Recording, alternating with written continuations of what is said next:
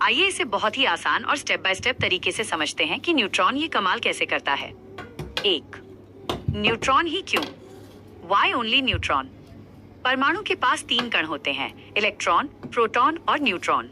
Proton पर positive जोड़ charge होता है, इसलिए अगर हम उसे यूरेनियम के नाभिक, जिस पर पहले से पॉजिटिव चार्ज है, के पास भेजेंगे तो वे एक दूसरे को दूर धकेल देंगे। न्यूट्रॉन पर कोई चार्ज नहीं होता, न्यूट्रल, इसलिए यूरेनियम का परमाणु इसे आसानी से अपने अंदर आने देता है, बिना किसी रुकावट के। 2.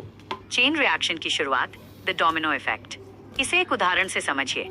जैसे हम माचिस की एक तीली जलाकर पूरे बारूद के ढेर में आग लगा सकते हैं, वैसे ही न्यूट्रॉन काम करता है। पहला कदम, हम बाहर से एक न्यूट्रॉन छोड़ते हैं जो यूरेनियम 235 के एक परमाणु से टकराता है।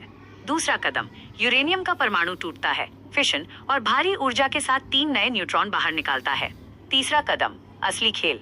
ये नए निकले 3 न्यूट्रॉन चुप नहीं बैठते, ये आगे जाकर 3 नए यूरेनियम परमाणुओं को तोड़ देते हैं।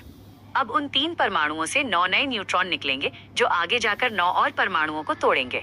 ये गिनती 1 right arrow, 3 right arrow, 9 right arrow, 27 right arrow, 81 की रफ्तार से पलक झपकते ही लाखों करोड़ों में पहुंच जाती है। इसी लगातार चलने वाले सिलसिले को चेन रिएक्शन कहते हैं। 3.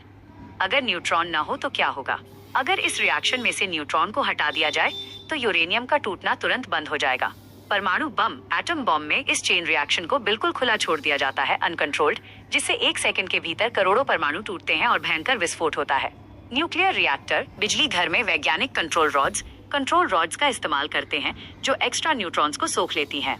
अगर 3 न्यूट्रॉन निकले हैं तो वे 2 को सोख लेंगे और सिर्फ 1 को आगे जाने देंगे। इससे रिएक्शन बिल्कुल शांत